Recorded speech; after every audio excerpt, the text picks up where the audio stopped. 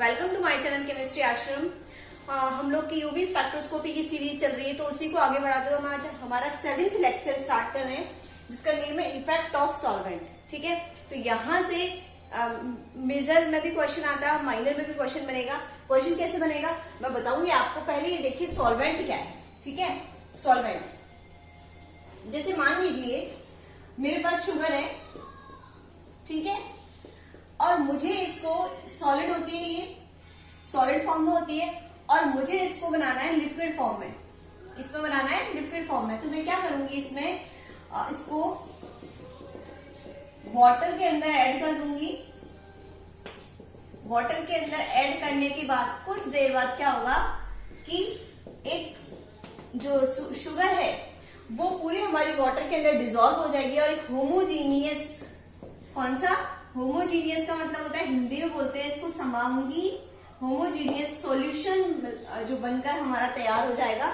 Homogeneous Hindi में बोलते हैं उसको समांगी। समांगी का मतलब क्या है, जहां पर सब तरफ जो ये दोनों हैं शुगर और वाटर, सब तरफ एक जैसा घटक हो, सब तरफ सब एक जैसा हो। मतलब ये नहीं कि कहीं तो ज्यादा शुगर हो गई, कहीं कम हो गई, मतलब एक जैसा विलयन। समांगी का मतलब समान, एक जैसा विलयन पूरा। जब भी हम पानी में शक्कर को घोलते हैं तो एक जैसा विलयन बनता है, नमक या शक्कर को घोलते हैं तो समांगी या होमोजीनियस सॉल्यूशन बनता है हमारा।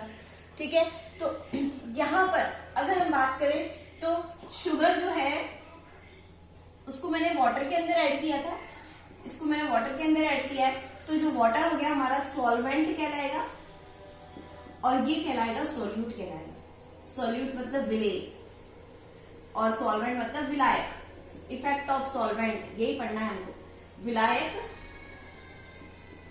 या सॉल्वेंट। और ये हमारा सॉल्यूशन बन जाता है होमोजीनियस सॉल्यूशन, जहां पे सब तरफ क्या है जो है फिजिकल इसकी प्रॉपर्टी सब तरफ क्या है, सेम है, मतलब समान विलयन बन जाता है। एक तरफ सब तरफ समान अंग, मतलब सब तरफ शक्कर भी है, पानी भी है, सब तरफ पूरे में घुला हुआ है, एक तरह से ना होमोजीनियस सॉल्यूशन बनके तैयार हो गया हमारा। इसी तरह जब हम यूवी स्पेक्ट्रोस्कोपी की बात करते हैं तो यूवी स्पेक्ट्रोस्कोपी में आपको याद है सॉल्वेंट कहाँ काम आता है।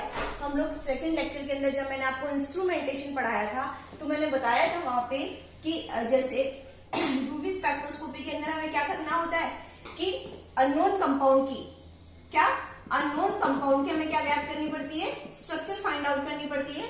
और मैंने आपको बताया था कि अगर सॉलिड फॉर्म में अननोन कंपाउंड है, अगर सॉलिड फॉर्म में अननोन कंपाउंड है तो हमें उसको पहले लिक्विड में चेंज करना पड़ता है, होमोजीनियस सॉल्यूशन में चेंज करना पड़ता है। तो जैसे अगर मेरे पास मुझे इसकी स्ट्रक्चर मुझे डिटरमाइन करनी है, फाइंड आउट करनी है इसकी, ठीक है, तो मैं क्या करूंगी, एक ये सॉलिड हो गया, सॉलिड हो गया शक्कर की तरह, मैं क्या करूंगी, इसको किसी भी सॉल्वेंट के अंदर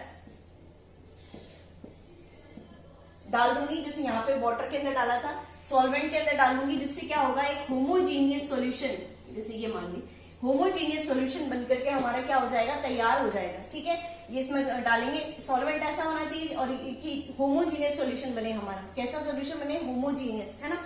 तो ये सॉलिड हो गया और ये सॉल्वेंट हो गया हमारा। ठीक है, अब इस होमोजीनियस सॉल्यूशन पर हम क्या करते हैं, वो इलेक्ट्रोमैग्नेटिक रेडिएशंस को क्या करते हैं, फॉल करते हैं। इलेक्ट्रोमैग्नेटिक रेडिएशंस को क्या करते हैं, EMR, इलेक्ट्रोमैग्नेटिक रेडिएशंस को फॉल करते हैं। बताया था ना मैंने आपको इंस्ट्रूमेंटेशन में कि स्ट्रक्चर डिटरमाइन कैसे करते हैं, फाइंड आउट कैसे करते हैं, कि जिसकी भी स्ट्रक्चर हमको फाइंड आउट करनी है उस पर क्या करते हैं, इलेक्ट्रोमैग्नेटिक रेडिएशंस फॉल करते हैं। तो इलेक्ट्रोमैग्नेटिक रेडिएशन और इस जो हमारा जो सोल्यूशन है इसकी क्या होगी, इंटरेक्शन होगी। इंटरेक्शन के बाद में इलेक्ट्रोमैग्नेटिक रेडिएशन बाहर निकलेगी इंटरेक्ट होकर के, और यहाँ पर हमारा एक ग्राफ पेपर होगा जिसपे क्या मिलेगा, हमको एक ग्राफ मिलेगा और उस ग्राफ के थ्रू हम स्ट्रक्चर को डिटरमाइन कर सकते हैं। देखिए वापस एक बार बता देती हूँ कि यूवी स्पेक्ट्रोस्कोपी में हमारा सॉल्वेंट का क्या काम है, सॉल्वेंट का काम है कि जिसकी स्ट्रक्चर फाइंड आउट करनी है, जिसकी स्ट्रक्चर फाइंड आउट करनी है उसके अंदर,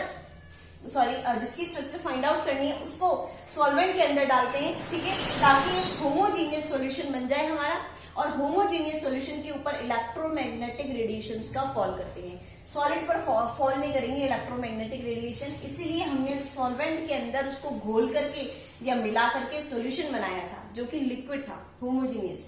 फिर इसके ऊपर ये रेडिएशंस फॉल की, ठीक है, तो दोनों के बीच में इंटरेक्शन होगी, इलेक्ट्रोमैग्नेटिक रेडिएशन और इस होमोजीनियस सॉल्यूशन के बीच में इंटरेक्शन होगी। इंटरेक्ट होके जब वापस से ये इलेक्ट्रोमैग्नेटिक रेडिएशन बाहर निकलेगी तो ग्राफ पेपर पर हमें एक ग्राफ मिलेगा जिसके द्वारा हम स्ट्रक्चर को फाइंड आउट करते हैं ग्राफ को देखकर। ठीक है, अब देखिए अब क्वेश्चन ये आता है कि यूवी स्पेक्ट्रोस्कोपी में, चलो हमने नॉर्मल जब बताया शुगर का मैंने वाटर के अंदर बता दिया, पर बात ये आएगी क्वेश्चन यहां से आता है कि यूवी स्पेक्ट्रोस्कोपी में सॉल्वेंट क्या होना चाहिए। सॉल्यूट तो वही हो जाएगा जिसकी स्ट्रक्चर हमें फाइंड आउट करनी है, पर सॉल्वेंट क्या होना चाहिए। ठीक है, किस सॉल्वेंट के अंदर एक सर्टेन सॉल्वेंट होता है निश्चित, ऐसा नहीं किसी के अंदर पानी के अंदर किसी के अंदर भी हमने उठा करके इसको डाल दिया और सोल्यूशन बना लिया, ऐसा नहीं है। हमें एक निश्चित सॉल्वेंट हमें लेना पड़ता है, वो सॉल्वेंट कैसा होना चाहिए वो देखते हैं।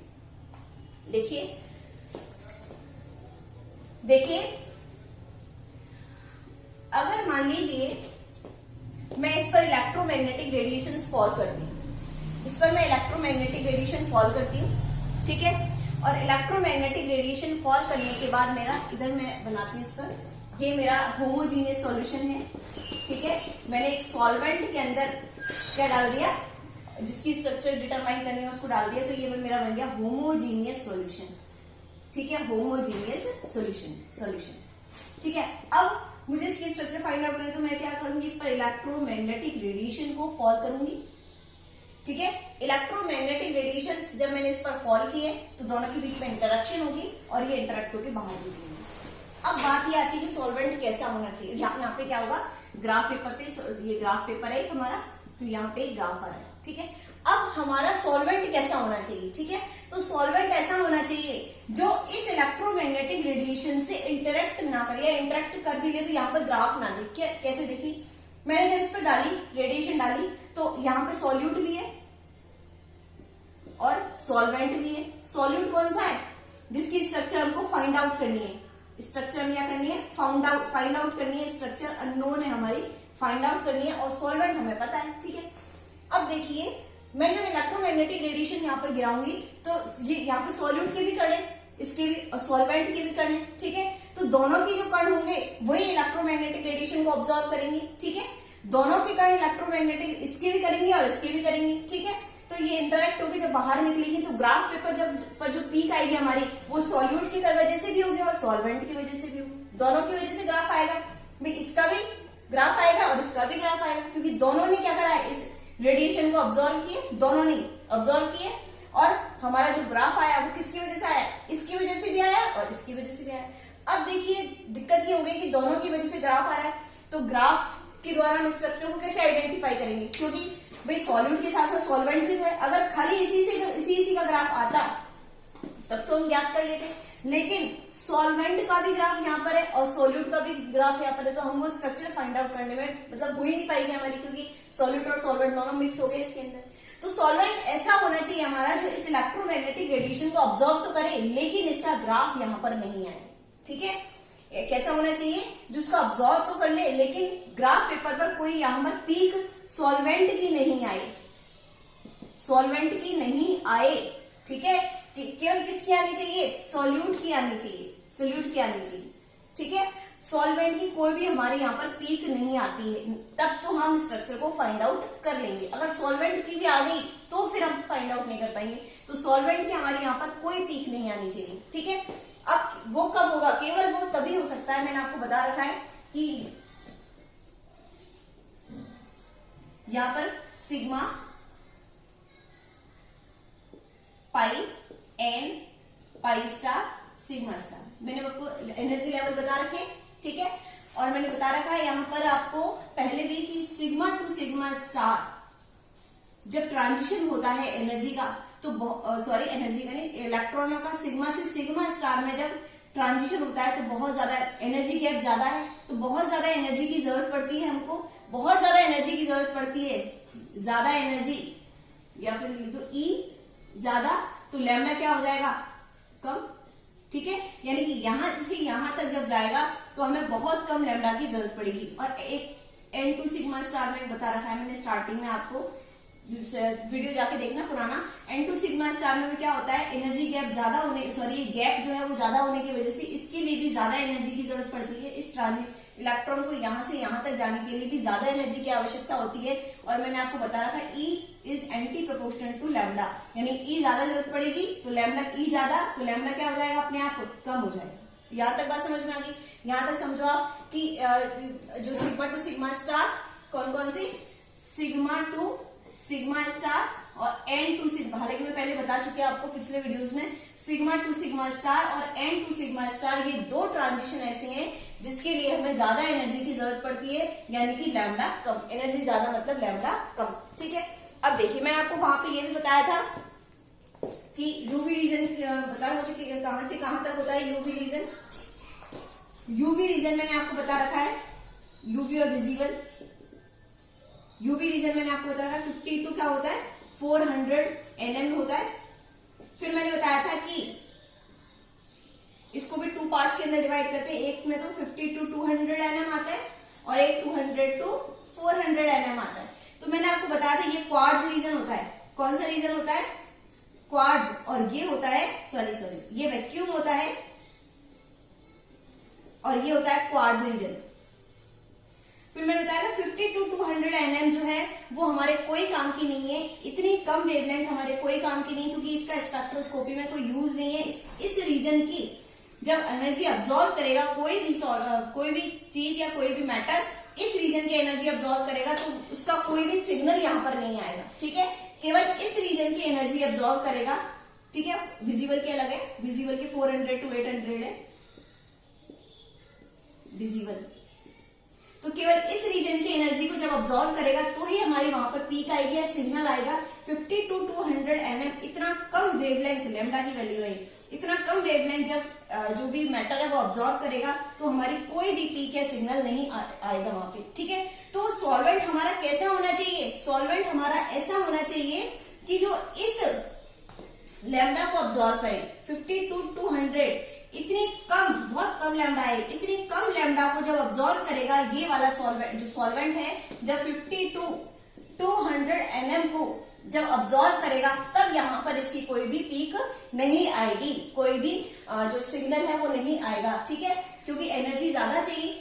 तो कौन कौन से होते हैं वो, सिग्मा टू सिग्मा स्टार और N2 सिग्मा स्टार, ये दो ट्रांजिशन ऐसे हैं जो 50 to 200 nm को अब्सॉर्ब करते हैं। कौन कौन से transition, sigma to sigma star और N2 सिग्मा स्टार, ये दो ट्रांजिशन ऐसे हैं जो 50 to 200 nm को अब्सॉर्ब करते हैं, इतनी कम एनर्जी लैम्डा अब्सॉर्ब करते हैं। क्यों, क्योंकि इनके लिए ज्यादा एनर्जी की आवश्यकता होती है, ट्रांजिशन के लिए ज्यादा एनर्जी मतलब लैम्डा कम, और वो इस रेंज के अंदर आती है। मैं पहले ही बता चुकी हूँ तुमको वीडियोस में, 50 to 200 nm के रेंज के अंदर आती है। तो सॉल्वेंट हमारा कौन सा होना चाहिए, जो sigma to sigma star transition दे और N2 सिग्मा स्टार ट्रांजिशन दे। कैसा सॉल्वेंट होना चाहिए, सॉल्वेंट हमारा ऐसा होना चाहिए जो कौन कौन से ट्रांजिशन दे, सिग्मा टू सिग्मा स्टार और N2 सिग्मा स्टार। देखिए पहला देखिए सिग्मा टू सिग्मा स्टार,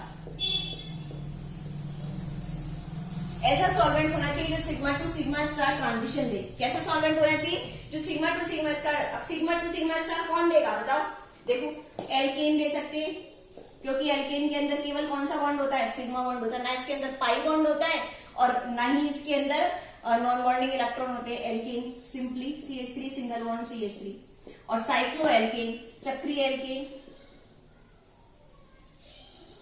जैसे एग्जांपल अगर मैं लू ब्यूटेन, साइक्लोब्यूटेन का ले लूं या साइक्लोप्रोपेन का ले लूं, तो ये एल्केन और साइक्लो एल्केन, ये जो दो हमारे एग्जांपल्स हैं जो हमारे कौन से ट्रांजिशन देते हैं, सिग्मा टू सिग्मा स्टार देते हैं। तो हम सॉल्वेंट के रूप में यहाँ पर क्या ले सकते हैं, एल्केन ले सकते हैं और साइक्लो एल्केन।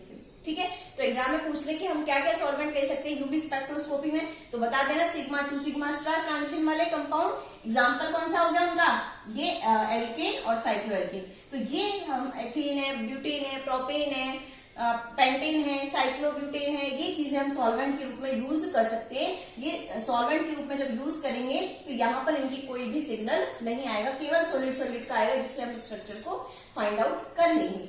दूसरा मैंने क्या बताया, कौन से ट्रांजिशन, N2 सिग्मा स्टार वाले ट्रांजिशन। कौन कौन से, N2 सिग्मा स्टार वाले। अब देखिए N2 सिग्मा स्टार का मतलब क्या, उसमें सिग्मा बॉन्ड भी होना चाहिए और नॉन बॉन्डिंग इलेक्ट्रॉन भी होने चाहिए। तो एग्जाम्पल ले सकती हूँ इसका एल्कोहल का।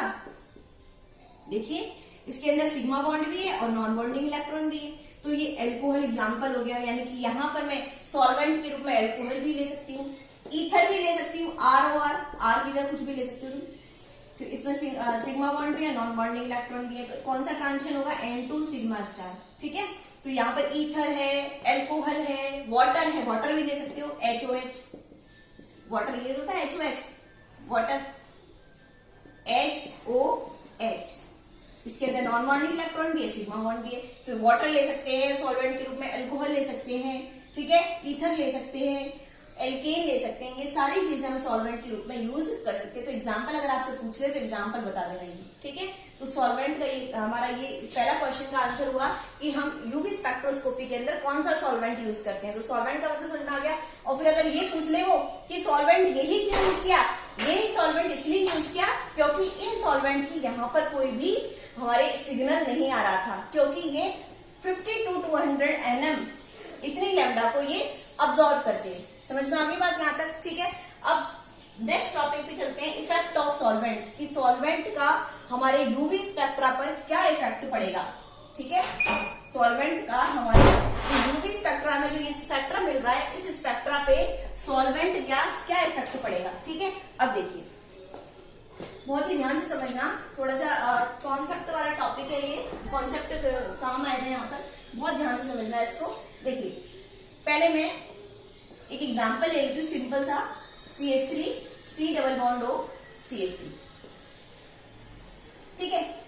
एग्जांपल मैंने लिया है, यहाँ पे देखिए सिग्मा बॉन्ड भी है, पाई बॉन्ड भी है और N electron non bonding electron भी है।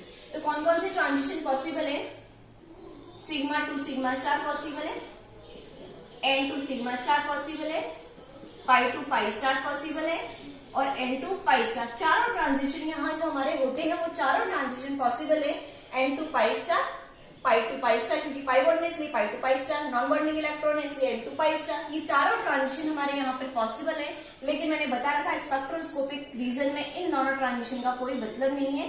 केवल कौन कौन से ट्रांजिशन की बात करेंगे, स्पेक्ट्रोस्कोपी में स्पेक्ट्रोस्कोपिक जो रेट, मतलब कहने का मतलब है जो हमारे सिग्नल देते हैं। अभी थोड़ी देर पहले बताया था ये दोनों हमारे जो ग्राफ है उस पर कोई सिग्नल, जिस तरह का कोई सिग्नल ये दोनों ट्रांजिशन वाले नहीं देते हैं, क्योंकि ये 50 to 200 nm को ऑब्जर्व करते हैं, जो कि स्पेक्ट्रोस्कोपिक रीजन नहीं है, ठीक है।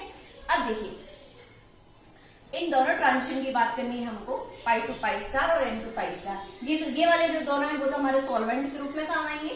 ये दोनों ट्रांजिशन वाले जो कंपाउंड है वो किसके रूप में काम आते हैं, सॉल्वेंट के रूप में भी थोड़ी देर पहले बताया। और इनकी वजह से क्या आती है, हमारी पीक आती है या सिग्नल आता है, ठीक है। अब मैं पाई टू पाई स्टार की बात करती हूँ। सबसे पहले किसकी बात करती हूँ, pi to pi star transition की। देखिए यहाँ पे pi to pi star transition possible है, जो मैंने एग्जाम्पल लिया है उसका, इसमें pi to pi star transition possible है, ठीक है। अब देखिए मैं एक पाई बना रही हूँ और यहाँ पे बना रही हूँ पाई स्टार, बाकी कोई और लेवल नहीं बना रही, ना N लेवल ना सिग्मा लेवल बना रही हूँ, क्योंकि हमें पाई टू पाई स्टार से ही मतलब है यहाँ पे, ठीक है। पाई टू पाई स्टार मैंने एक पाई लेवल बना दिया, ये इलेक्ट्रॉन है, मान लीजिए ये कहाँ जाता है, ये ऊपर चला जाता है, तब कौन सा ट्रांजिशन हो जाएगा हमारा, पाई टू पाई स्टार।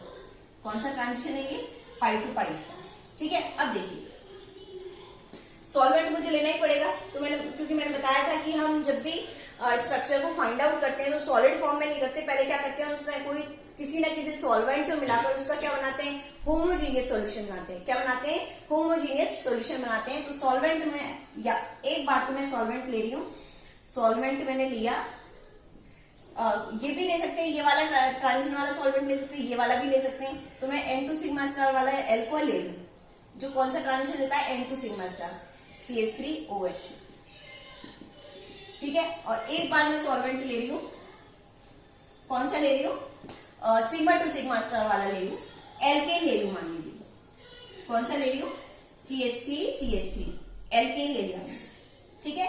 एक बार तो मैंने सॉल्वेंट ले लिया एल्कोहल वाला और एक बार ले लिया एल्केन वाला, ठीक है। अब देखिए पाई टू पाई स्टार ट्रांजिशन की बात करें तो एग्जांपल कौन सा आएगा, डबल बॉन्ड वाला आएगा,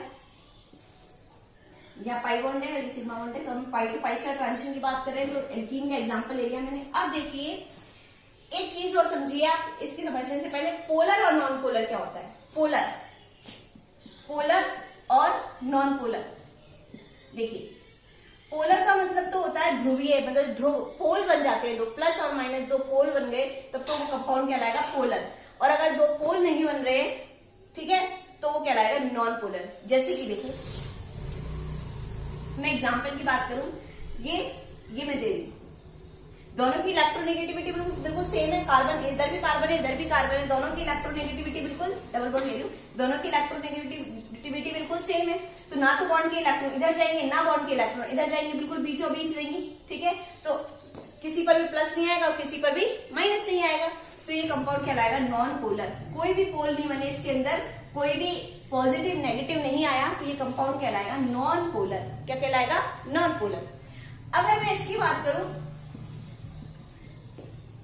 या फिर कार्बन और सिंगल बॉन्ड ऑक्सीजन की बात करूं, डबल बॉन्ड, अब देखिए ये एक तरफ कार्बन और एक तरफ ऑक्सीजन है, तो इलेक्ट्रोनेगेटिविटी किसकी ज्यादा है? ऑक्सीजन की ज्यादा है। बॉन्ड के इलेक्ट्रॉन कौन लेकर जाएगा? ऑक्सीजन, ठीक है।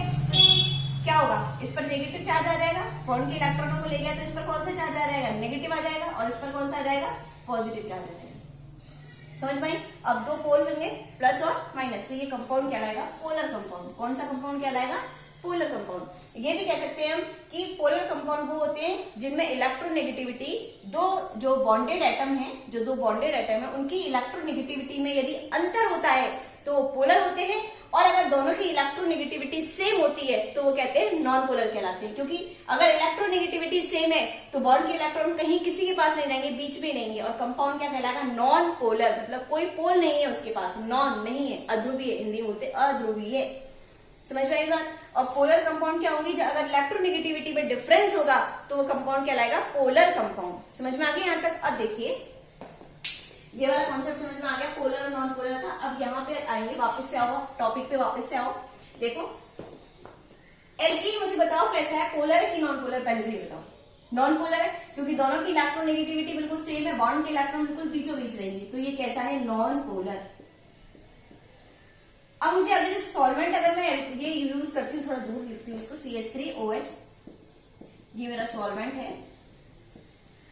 अगर ये सॉल्वेंट यूज करती हूँ मैं CH3OH, तो मुझे ये बताओ ये पोलर कंपाउंड है कि नॉन पोलर है? पोलर है, क्योंकि कार्बन और ऑक्सीजन की इलेक्ट्रोनेगेटिविटी में डिफरेंस है, तो ये कौन सा है? पोलर।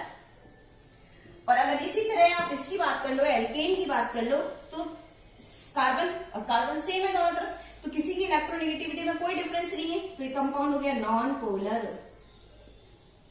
यहां तक बात समझ में आ गई?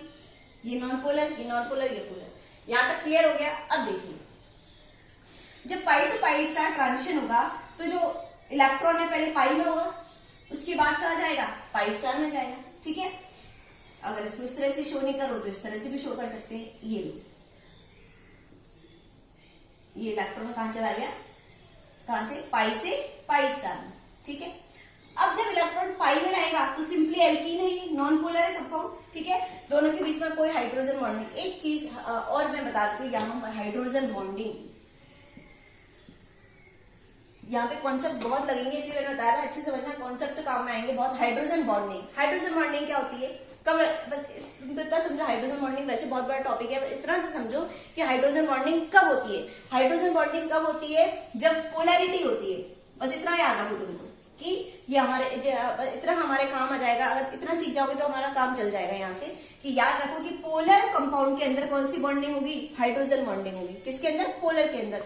और जो नॉन पोलर है, अब वो समझ में आ गई मुझे, अगर हाइड्रोजन बॉन्डिंग ढंग से पड़ी होगी तो, कि मैं ऐसे क्यों बता रही हूँ कि पोलर के अंदर ही हाइड्रोजन बॉन्डिंग, क्योंकि बहुत बड़ा टॉपिक है, यहाँ पे मैं बिल्कुल भी मेंशन नहीं करूंगी, इसको बहुत टाइम लग जाएगा।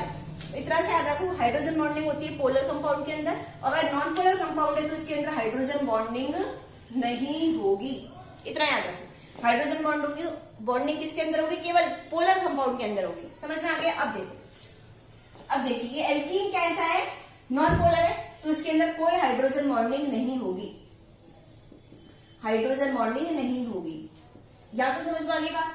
अब देखिए जैसे ही इलेक्ट्रॉन ऊपर जाता है, पाई स्टार में ट्रांजिट करता है, तो ऐसा मतलब अज्यूम किया हुआ है बुक्स वगैरह ने कि जैसे ही इलेक्ट्रॉन ऊपर जाता है तो इसका एक बॉन्ड टूट जाता है, पाई में क्या होगा? ये बॉन्ड टूट जाएगा, ठीक है, और एक पर प्लस हो जाएगा और एक पर माइनस आ जाएगा। इस तरह से अज्यूम करके मान रखा है इसको सॉल्व करने के लिए कि जैसे ही इलेक्ट्रॉन पाई से कहा जाता है, पाई स्टार में जाता है, तो ये एक बॉन्ड टूट जाता है और एक पर प्लस और एक पर माइनस आ जाता है। ठीक है, बॉन्ड टूट गया, एक पर क्या आ गया, प्लस आ गया और एक पर माइनस आ गया पाई स्टार के अंदर। ठीक है, समझ में आ गया, एक पर प्लस आ गया, थोड़ा नीचे लिख देती हूँ, सी प्लस और सी माइनस। जब भी जैसे ही पाई स्टार में इलेक्ट्रॉन पहुंचा, एक पर प्लस आ गया और एक पर माइनस आ गया। अब कंपाउंड कैसा हो गया मुझे बताइए, पोलर हो गया।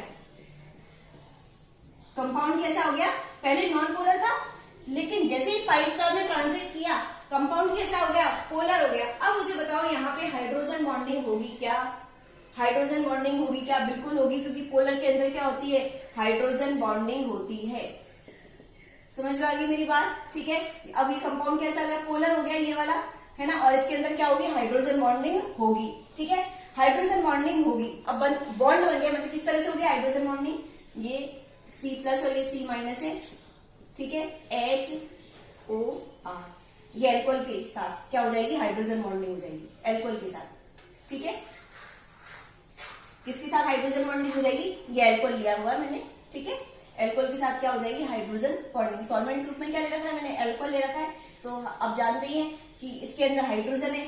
ठीक है, इसके अंदर माइनस आ गया, पोलर बन गई, तो इसके अंदर हाइड्रोजन बॉन्डिंग हो जाएगी। अब देखिए, एक नॉर्मल घरेलू से एग्जांपल लीजिए। अगर मैंने किसी बॉक्स को सिंपली रखा हुआ है, तो उस बॉक्स को मैं कहीं भी उठा के ले जा सकती हूँ, इधर से उधर, लेफ्ट राइट कहीं भी कर सकती हूँ उस बॉक्स को। लेकिन अगर मैंने उस बॉक्स के साथ रस्सी बांध दी, ठीक है, बॉक्स के साथ जैसे ही मैंने रस्सी बांध दी, अब उस बॉक्स को आप कहीं भी नहीं ले जा सकते, वो स्टेबल हो गया।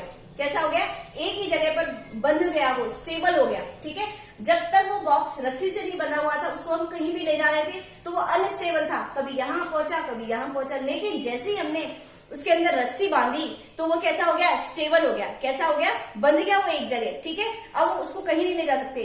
जैसे उसी तरह एग्जाम्पल हुए, जैसे ही यहाँ पर हाइड्रोजन बॉन्डिंग हुई, क्या हुई, हाइड्रोजन बॉन्डिंग हुई जैसे ही, वैसे ही क्या हुआ, बंध गया ये। ठीक है, और कैसा हो गया, ये स्टेबल हो गया। कैसा हो गया, कंपाउंड कैसा हो गया, ये वाला कंपाउंड कैसा हो गया, स्टेबल हो गया due to hydrogen bonding. Hydrogen bonding की वजह से ये बंध गया, और बंध के क्या हो गया, स्टेबल हो गया। कैसा हो गया, बंध के स्टेबल हो गया। अब देखिए, स्टेबल हो गया। अब मैंने आपको बता रखा है कि जो स्टेबल रहता है उसकी एनर्जी लो रहती है। पहले की मैंने वीडियोस में भी बता रखा है आपको। जैसे मान लीजिए मेरी एनर्जी कम है, ठीक है, मेरी एनर्जी कम है, तो मैं एक जगह बैठ जाऊंगी। ठीक है, एक जगह बैठ जाऊंगी। ठीक है, लेकिन अगर मेरी एनर्जी ज्यादा है, तो मैं क्या करूंगी, इधर उधर चहलकदमी करूंगी, तो अनस्टेबल हो जाऊंगी। ठीक है, तो यानी कि जो स्टेबल है उसकी एनर्जी क्या होगी, कम होगी। स्टेबल का मतलब क्या होता है, स्थायी होता है। ठीक है, स्थायी का मतलब बैठा हुआ है एक जगह, तो उसकी एनर्जी क्या है, उस टाइम कम है। ठीक है, तो इसकी एनर्जी क्या हो जाएगी, एनर्जी क्या हो जाएगी, इसकी लो हो जाएगी। एनर्जी क्या हो जाएगी, लो। समझ में आई यहाँ तक। बॉन्ड हाइड्रोजन, ये पोलर हुआ, जैसे ही पाई से पाई स्टार में पहुंचा, ये कंपाउंड कैसा हो गया, पोलर हो गया। और पोलर के होते ही कौन सी बॉन्डिंग हो गई, हाइड्रोजन बॉन्डिंग हो गई। और हाइड्रोजन बॉन्डिंग जैसे ही हुई, वैसे ही कंपाउंड कैसा हो गया, स्टेबल हो गया। कैसा हो गया, स्टेबल हो गया, और उसकी एनर्जी क्या हो गई, लो हो गई। इस तरह से समझना, यहाँ पे हाइड्रोजन बॉन्डिंग हुई तो स्टेबल हो गया कंपाउंड, और स्टेबल होती है एनर्जी क्या हो गई, उसकी लो हो गई, क्योंकि एक जगह बैठ गया वो, उसकी एनर्जी लो हो गई। अब देखिए, यहाँ पे तो कोई भी हाइड्रोजन बॉन्डिंग नहीं हो रही थी ग्राउंड स्टेट में। ये ग्राउंड स्टेट है और ये हमारी एक्साइटेड स्टेट है। ग्राउंड स्टेट में कोई भी हाइड्रोजन बॉन्डिंग नहीं हो रही थी, तो ऐसा के ऐसा ही ग्राउंड स्टेट बना रहा। सॉल्वेंट अगर हमने एल्कोहल को यूज किया, ऐसा का ऐसा ही बना रहा ग्राउंड स्टेट। लेकिन थोड़ा दूर लिख देती हूँ यहाँ पे, ग्राउंड स्टेट हमारा ऐसा का ऐसा बना रहा। जितनी एनर्जी ग्राउंड स्टेट की पहले थी, उतनी ही एनर्जी ग्राउंड स्टेट की अब है। जितनी एनर्जी पहले थी, उतनी एनर्जी अब है, क्योंकि कोई भी हाइड्रोजन बॉन्डिंग ग्राउंड स्टेट में नहीं है। ठीक है, लेकिन एक्साइटेड स्टेट में देखो, एक्साइटेड स्टेट में हाइड्रोजन बॉन्डिंग हुई है, तो एनर्जी क्या हुई है, लो हुई है। तो पहले एनर्जी इतनी थी इसकी, अब एनर्जी क्या हो जाएगी, लो हो जाएगी। ठीक है, एनर्जी पाई स्टार की क्या हो गई, ये पाई स्टार है और ये पाई है। ठीक है, पाई की एनर्जी तो बिल्कुल वैसी की वैसी रही, क्योंकि कोई हाइड्रोजन बॉन्डिंग नहीं। लेकिन एक्साइटेड स्टेट में हाइड्रोजन बॉन्डिंग होने के कारण एनर्जी क्या हो गई, लो हो गई। तो पहले जो एनर्जी यहाँ थी, वो एनर्जी कहाँ हो गई, कम हो गई। पहले तो इतनी थी लगभग, तो एनर्जी कम होकर इतनी होगी। ठीक है, अब देखिए, अब इलेक्ट्रॉन को ट्रांजिट करने के लिए कम एनर्जी की जरूरत पड़ेगी। पहले इतनी एनर्जी की जरूरत पड़ रही थी, अब थोड़ी सी एनर्जी की क्या जरूरत पड़ेगी, कम जरूरत पड़ेगी। एनर्जी की नीड कम होगी, एनर्जी यहां दिख रहा है आपको एनर्जी लो, और एनर्जी लो जैसे ही वेवलेंथ क्या हो गया, इंक्रीज हो गया। ठीक है, अब देखिए यहां पर आइए आप, अगर मैं एल्केन का एग्जांपल लूं, एल्केन का अगर सॉल्वेंट के रूप में मैं अल्कोहल ना लेकर के अगर केवल एल्केन लूं, ठीक है, तो क्या होगा देखिए, ग्राउंड स्टेट, अब देखिए पाई स्टार। ठीक है, तो एल्केन जो है पोलर, नॉन पोलर है, नॉन पोलर के साथ कोई हाइड्रोजन बॉन्डिंग नहीं होती है, तो ना तो हाइड्रोजन बॉन्डिंग यहां होगी ना हाइड्रोजन बॉन्डिंग यहां होगी, तो जितना इसका लेवल है या जितनी एनर्जी लेवल इसका है वही इसका रहेगा, और जितना इसका है वही रहेगा। ठीक है, यानी कोई डिफरेंस नहीं आया। जब मैं एल्केन को लेती हूँ विलायक के रूप में या सॉल्वेंट के रूप में, तो कोई भी डिफरेंस नहीं आता लैम्डा में। लेकिन अगर मैं सॉल्वेंट के रूप में किसको ले रही हूँ, एल्कोहल को ले रही हूँ, तो एनर्जी क्या होगी, लो होगी, लैम्डा क्या होगी, इंक्रीज होगी। तो एक स्टेटमेंट बन सकता है मेरा कि polarity of increase in pi to pi star transition, in pi to pi star transition polarity solvent की, sorry solvent polarity increases, solvent की पोलैरिटी को मैंने इंक्रीज किया। एल्केन जो कि नॉन पोलर था उसकी जगह मैंने क्या ले लिया, एल्कोहल ले लिया। ये नॉन पोलर था और ये पोलर है, तो जैसे ही मैंने पोलैरिटी को इंक्रीज किया सॉल्वेंट की को, वैसे ही क्या हो गया, लैम्डा क्या होगी तुम्हारी, वो भी इंक्रीज होगी, बिकॉज एनर्जी क्या होगी, डिक्रीज होगी। एनर्जी कम होगी तो लैम्डा क्या हो गया, इंक्रीज हो गया। समझ में आ गया, यहां तक समझ में आ गया, क्लियर हो गया होगा कि पाई टू पाई स्टार ट्रांजिशन के अंदर ग्राउंड स्टेट में कोई भी हाइड्रोजन बॉन्डिंग नहीं होती है अगर सॉल्वेंट पोलर ले। ठीक है, नॉन पोलर में तो कोई मतलब ही नहीं है, क्योंकि ना तो यहाँ हाइड्रोजन बॉन्डिंग होगी ना यहाँ हाइड्रोजन बॉन्डिंग होगी। लेकिन अगर एल्कोहल की बात करूं तो ग्राउंड स्टेट में कोई भी हाइड्रोजन बॉन्डिंग नहीं है, लेकिन एक्साइटेड स्टेट में हाइड्रोजन बॉन्डिंग होने की वजह से क्या होगी, एनर्जी लो हो गई। तो मैंने एक्साइटेड स्टेट की एनर्जी यहां से कम करके नीचे कर दिया उसको। ठीक है ना, अब क्या हुआ, एनर्जी कम हो गई तो लैम्डा क्या होगी, इंक्रीज होगी। तो कहने का मतलब स्टेटमेंट याद रखना है, स्टेटमेंट से क्वेश्चन बन जाता है कि पाई टू पाई स्टार ट्रांजिशन के अंदर जैसे ही सॉल्वेंट की पोलैरिटी को हम इंक्रीज करते हैं, सॉल्वेंट अगर एल्केन ले और एल्कोहल ले, दोनों में डिफरेंस बताओ, कौन पोलर है, ये पोलर है और ये नॉन पोलर है। तो जैसे ही पोलैरिटी को इंक्रीज करते हैं हम, वैसे ही लैम्डा क्या हो जाती है, हमारी इंक्रीज हो जाती है। ठीक है, हिंदी में बता देती हूँ कि पाई से पाई स्टार संक्रमण में अगर विलायक की ध्रुवता को बढ़ाते हैं, पोलैरिटी मतलब ध्रुवता, विलायक की ध्रुवता को बढ़ाते हैं, तो हमारे जो वेवलेंथ है, लैम्डा है, तरंगदैर्घ्य है, हिंदी में तरंगदैर्घ्य बोलते हैं, जो तरंगदैर्घ्य वो भी हमारी क्या होती है, बढ़ जाती है। ये तो पाई टू पाई स्टार ट्रांजिशन की बात हुई। अब बात करते हैं एन टू पाई स्टार, क्योंकि पाई टू पाई स्टार की बात कर ली, अब हमें एन टू पाई स्टार की बात करनी है। ठीक है, देखिए तो एन टू पाई स्टार की बात करें, n to pi star transition में क्या होगा,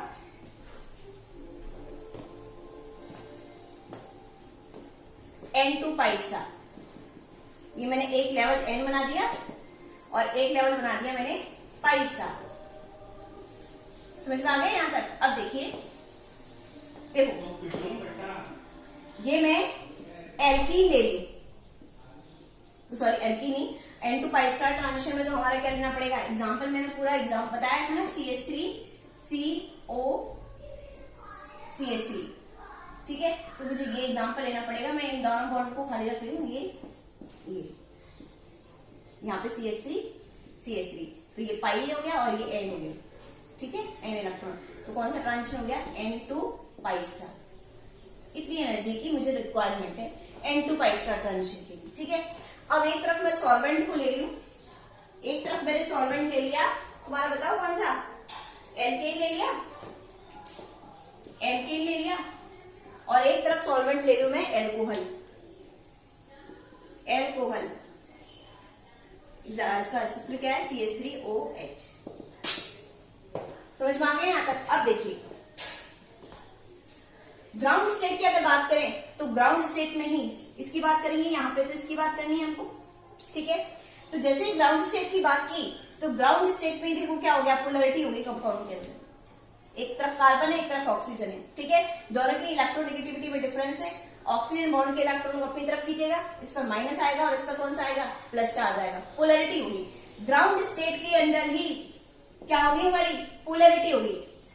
ग्राउंड स्टेट में क्या होगी हमारी, हमें ऊपर जाने की जरूरत ही नहीं पड़ी। ग्राउंड स्टेट में क्या होगी, पोलैरिटी हो गई। पोलैरिटी का मतलब क्या हो गया, हाइड्रोजन बॉन्डिंग हो गई। क्या हो गई, हाइड्रोजन बॉन्डिंग, HOR। इसके साथ मैंने हाइड्रोजन बॉन्डिंग की है, HOR की जगह CH3 ले रखा है वहां मैंने। इसके साथ मैंने क्या कर दी, यहाँ पे हाइड्रोजन बॉन्डिंग कर दी, HOCH3, जो कि हमारा विलायक है, सॉल्वेंट है, जिसमें हम किसको बोल रहे हैं, इसको बोल रहे हैं सॉल्यूट को, जो मैंने लिया है, जिसका मुझे निकालना है, इसको बोल रहे हैं। ठीक है, अब देखिए ग्राउंड स्टेट में पोलैरिटी होगी, तो ग्राउंड स्टेट में हाइड्रोजन बॉन्डिंग होगी। ठीक है, ऊपर जाने पर ऊपर N2 स्टार ट्रांजिशन हो जाएगा, पर कोई मतलब नहीं है ऊपर का। ठीक है, ऊपर तो वैसा का वैसा ही रहा, ऊपर देखिए वैसा का वैसा ही रहा ऊपर। ठीक है, लेकिन ग्राउंड स्टेट में क्या हो गई, यहाँ पर हमारी H बॉन्डिंग हो गई। ठीक है, H बॉन्डिंग होने की वजह से क्या हो गया, ये ग्राउंड स्टेट हमारी क्या हो गई, स्टेबल हो गई। कैसी हो गई, स्टेबल हो गई। ठीक है, तो देखिए स्टेबल हो गई ग्राउंड। पहले तो इतनी एनर्जी थी इसकी, स्टेबल का मतलब एनर्जी क्या हो गई इसकी, लो हो गई एनर्जी, ई का मतलब एनर्जी। ठीक है, तो पहले तो इतनी एनर्जी थी, लेकिन स्टेबल हो गई ग्राउंड स्टेट, तो एनर्जी हमारी लो हो गई। और ऊपर तो कोई मतलब नहीं, ऊपर हम हाइड्रोजन बॉन्डिंग की बात ही नहीं करेंगे, क्योंकि हमारी ग्राउंड स्टेट में हाइड्रोजन बॉन्डिंग हो चुकी है। ठीक है, तो ग्राउंड स्टेट में हाइड्रोजन बॉन्डिंग होने से हमारे यहाँ स्टेबल हो गया और एनर्जी इसकी लो हो गई, जबकि इसकी एनर्जी एज इट इज बनी रही। ठीक है, अब एनर्जी लो होने की वजह से देखो, अब इसको ट्रांजिशन करने में, ये N वाला है हमारा, ये जो N है वो है, और ये हमारा पाई स्टार है। अब देखो ट्रांजिशन होगा इलेक्ट्रॉन का, तो देखो यहां से यहां होगा। तो पहले तो ट्रांजिशन होने के लिए इलेक्ट्रॉन को कम एनर्जी की जरूरत थी, और अब देखिए इलेक्ट्रॉन को ट्रांजिशन करने के लिए ज्यादा एनर्जी की जरूरत है, मोर एनर्जी रिक्वायर्ड है इसके लिए, मोर एनर्जी। अब एनर्जी ज्यादा तो लैम्डा क्या, लेस, लैम्डा कम, एनर्जी ज्यादा तो लैम्डा कम। ठीक है, और इसके अंदर कम एनर्जी मतलब लैम्डा मोर। तो जैसे ही मैंने, अब इसके अंदर कोई मतलब ही नहीं है ना, तो यहाँ इसमें होगी H बॉन्डिंग, ना इसमें होगी, ऐसी कैसी बने रहेंगी, ये तो जो जितना पहले था उतना ही रहेगा। ठीक है, मैं पोलैरिटी की बात कर रही हूँ। तो जैसे ही पोलैरिटी बढ़ाते हैं, एल्कीन लिया मैंने, ठीक है, और एक ये एल्कोहल लिया, यहाँ पर सॉल्वेंट के रूप में क्या है, एल्कोहल है। एक एल्कीन ले रही हूँ और एक ले रही हूँ एल्कोहल, जो कि कैसा है, नॉन पोलर है एल्कीन, और ये हमारा कैसा है, एल्कोहल कैसा है, पोलर है। तो जैसे ही मैंने सॉल्वेंट की पोलैरिटी बढ़ाई, नॉन पोलर से क्या किया, उसको पोलर किया। जैसे ही मैंने सॉल्वेंट की पोलैरिटी को बढ़ाई, नॉन पोलर से क्या किया, पोलर किया, तो देखो हमारी लैम्डा क्या होगी, डिक्रीज होगी। क्यों होगी, अभी समझा दिया था, हाइड्रोजन बॉन्डिंग की वजह से ये लेवल लो पे चला जाएगा और ज्यादा एनर्जी की हमको रिक्वायरमेंट होगी, और ज्यादा एनर्जी का मतलब लैम्डा कम। तो एक स्टेटमेंट और क्या बन जाएगा हमारा, कि कौन सा ट्रांजिशन है ये, पहले वाला था पाई टू पाई स्टार, ये कौन सा है, N2 पाई स्टार। कौन सा ट्रांजिशन है ये, N2 पाई स्टार। कि N2 पाई स्टार ट्रांजिशन में जैसे ही सॉल्वेंट की पोलैरिटी को बढ़ाते हैं, सॉल्वेंट की पोलैरिटी को बढ़ाते हैं, तो क्या होगा, हमारी लैम्डा क्या होगी, कम हो जाएगी। लैम्डा कम क्यों हो जाएगी, क्योंकि एनर्जी ज्यादा हो जाएगी। उल्टा हो जाएगा, जस्ट ऑपोजिट उससे, कि N2 पाई स्टार ट्रांजिशन में जैसे ही सॉल्वेंट की पोलैरिटी को बढ़ाते हैं, हमारा जो लैम्डा है वो क्या हो जाती है, शिफ्ट हो जाती है किसकी तरफ, कम की तरफ, लेस, कम की तरफ शिफ्ट हो जाती है लैम्डा। समझ में आ गई, क्योंकि एनर्जी क्या ज्यादा हो जाती है। समझ में आ गया। तो ये इफेक्ट ऑफ सॉल्वेंट है। सॉल्वेंट का क्या इफेक्ट पड़ता है, जब हम पोलर ले और नॉन पोलर ले, ये पोलर है, ये नॉन पोलर है। समझ में आ गया यहाँ तक। तो सॉल्वेंट का क्या इफेक्ट पड़ता है, N2 पाई स्टार ट्रांजिशन में। तो अगर पोलर सॉल्वेंट लेंगे, क्या लेंगे, पोलर सॉल्वेंट लेंगे, तो लैम्डा क्या होगी, कम होगी, और नॉन पोलर लेंगे तो लैम्डा क्या होगी, ज्यादा होगी। इसी तरह पाई टू पाई स्टार ट्रांजिशन में उल्टा था, वहां पे जाना, ठीक है, वीडियोस को पुराना प्रीवियस करके थोड़ा सा क्या होगा, वहां पे उल्टा हो जाएगा कि सॉल्वेंट की पोलैरिटी बढ़ाते हैं तो एनर्जी कम होने की वजह से लैम्डा हमारी क्या होती है, बढ़ जाती है। समझ में आ गया ये। तो ये इफेक्ट ऑफ सॉल्वेंट था। नेक्स्ट लेक्चर में कोई नेक्स्ट नया टॉपिक लेकर आएंगे, तब तक के लिए गुड बाय। और अगर वीडियो अच्छा लगा हो तो इसको लाइक, शेयर और चैनल को सब्सक्राइब करना